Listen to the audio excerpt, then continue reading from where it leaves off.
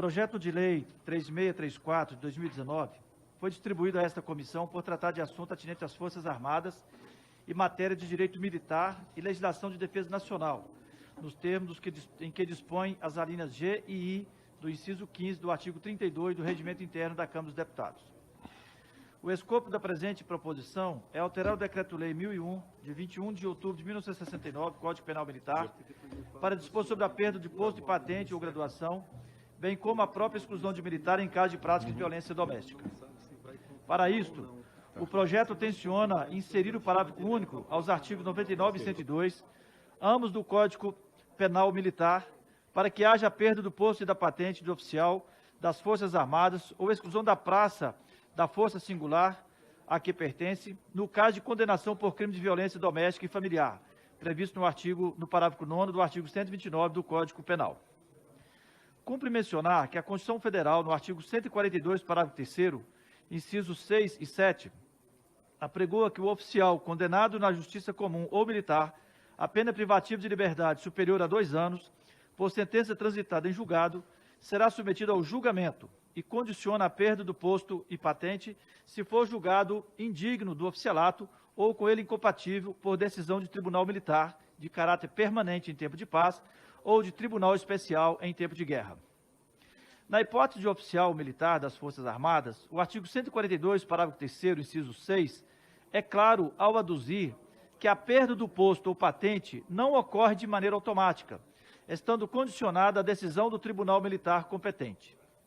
No tocante ao militar estadual, a Constituição apregoa que no parágrafo 1º do artigo 42, a obediência ao parágrafo 3º do artigo 142 e no artigo 125, parágrafo 4º, ser da competência da Justiça Militar Estadual processar e julgar os militares dos estados dos crimes militares definidos em lei e as ações judiciais contra atos disciplinares militares, com ressalva apenas a competência do júri quando a vítima for civil, e enfatiza, por fim, que cabe ao tribunal competente decidir sobre a perda do posto e da patente dos oficiais e da graduação dos praças. Logo, verifica-se que para os oficiais das Forças Armadas e Forças Auxiliares e para as praças das Forças Auxiliares, a Constituição é expressa em garantir que a demissão, através da perda do posto ou graduação, somente é possível a partir da decisão do tribunal competente, que entendemos tratar-se de tribunal militar, onde houver, ou de tribunal de justiça, na falta deste, e nunca como efeito automático da condenação, mesmo que transitada em julgado. Entendimento contrário violaria a própria Constituição Federal e o princípio da reserva de competência. Portanto, quanto à aplicação dos dispositivos do artigo 99 e 102 do Código Penal Militar, em relação aos oficiais das Forças Armadas e aos oficiais e praças das Forças Auxiliares, ressalta-se que o texto constitucional deixou o comando expresso nos artigos 42, 125 e 142, exigindo para estes a submissão a tribunal militar. Esse entendimento foi validado pelo Supremo Tribunal Federal em relação às praças das Forças Auxiliares, no sentido de que exige, para a perda da graduação, a instauração de processo específico e não nos mesmos autos em que se apurou a prática de crime que resultou a condenação, conforme recurso extraordinário no 358-961, relator, ministro Sepúlveda Pertence, primeira turma, J, de 12/3/2004, do recurso extraordinário no 121-533, de Minas Gerais, HC número 756562, relator, ministro Sidney Sanches, primeira turma, DJ de 8/5/1998. Assim disse o Supremo. Praças da Polícia Militar Estadual, perda de graduação, exigência de processo específico pelo artigo 125, parágrafo 4º, parte final da Constituição, não revogado pela Emenda Constitucional 1898, caducidade do artigo 102 do Código Penal Militar. O artigo 125, parágrafo 4º da Constituição, de eficácia plena e imediata, subordina a perda de graduação dos praças das polícias militares à decisão do tribunal competente, mediante procedimento específico, não subsistindo, em consequência, em relação aos referidos graduados, o artigo 102 do Código Penal Militar, que a impunha como pena acessória da condenação criminal à prisão superior a 2 anos. A Emenda Constitucional 18, de 98, ao cuidar exclusivamente da perda do posto e da patente do oficial, no artigo 142, inciso 7, não revogou o artigo 125, parágrafo 4º do texto constitucional originário, regra especial nela atinente à situação dos praças. Este é a síntese do recurso extraordinário número 358-961 do relator, ministro da República, pertence, primeira turma, DJ de 12/3/2004. E ainda, direito constitucional, penal e processual penal militar, polícia militar, crime militar, homicídio, pena acessória, perda do posto e patente, artigo 99 do Código Penal Militar, descabimento, cumprimento de pena em presídio comum, inadmissibilidade enquanto não excluído o réu da Polícia Militar mediante procedimento específico. Parágrafo 4º do artigo 125 da Constituição Federal. Não obstante os julgados referenciados dizer respeito à praça das Forças Armadas, importa registrar que o STF reconheceu que, embora permaneçam vigentes os artigos 99 e 102 do Código Penal Militar, a inovação constitucional condicionou a perda do posto, patente ou graduação de militares ao processo específico, e não mais como pena acessória no processo em que houve a condenação, que acontecia antes da Constituição de 88. Assim, a norma infraconstitucional precisa ser modificada para se adequar ao texto da lei maior. Destaca-se que não há vedação constitucional quanto à possibilidade de sujeição da praça das Forças Armadas ao mesmo rito de seus oficiais e ao estabelecido as praças de oficiais das Forças Auxiliares, ou seja, submetê-los ao crivo do Tribunal de Justiça Militar da União para análise da conveniência da pena de demissão no caso de condenação criminal, na Justiça Militar ou Comum, a pena superior a 2 anos de privação de liberdade. Aliás, é o que nos parece justo, uma vez que a estratificação hierárquica se presta a organizar e dar eficiência e eficácia às Forças Armadas. Jamais deve se prestar a tratamento privilegiado por parte do Estado e da legislação quando se fala em direitos fundamentais, em especial o sagrado direito ao devido processo legal e ao exercício da ampla defesa do contraditório. A Constituição da República Federativa do Brasil não dá guarida a esta distinção. Ao contrário, a Constituição garante a isonomia e iguais oportunidades para todos, e de modo claro, no parágrafo 4º do artigo 125, propicia às praças militares estaduais o direito de serem julgados por tribunal competente quanto à perda de graduação. Ora, se está constitucionalmente assegurado às praças militares estaduais o direito ao julgamento por tribunal competente, assim como aos oficiais das Forças Armadas e das Forças Auxiliares, por qual razão esse mesmo direito não socorre às praças das Forças Armadas? A segurança jurídica, direito fundamental assegurado a todo cidadão e subprincípio concretizador do Estado Democrático de Direito, é efetivada na estabilidade da interpretação da norma jurídica, a qual deve estar calcada na igualdade de oportunidade a todos, sem a qual acarreta a inconstitucionalidade da norma. Por sua vez, o ordenamento jurídico pátrio, em especial a Lei 5.836 de 72, que prevê o Conselho de Justificação, já determina a submissão dos oficiais das Forças Armadas ao julgamento específico no Superior Tribunal Militar, através de um processo denominado processo de perda de patente, sempre que houver condenação criminal com pena de restrição de liberdade superior a 2 anos.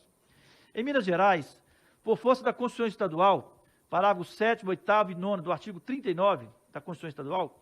todos os militares, praças e oficiais condenados criminalmente à perda de mais de 2 anos de restrição de liberdade são submetidos a processo específico de perda de posto de graduação.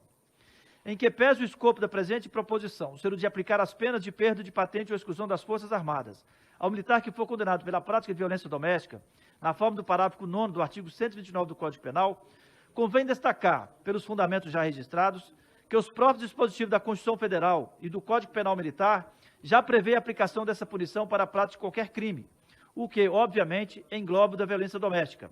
Desta forma, não há necessidade de nova normatização, porque já está disciplinado em lei.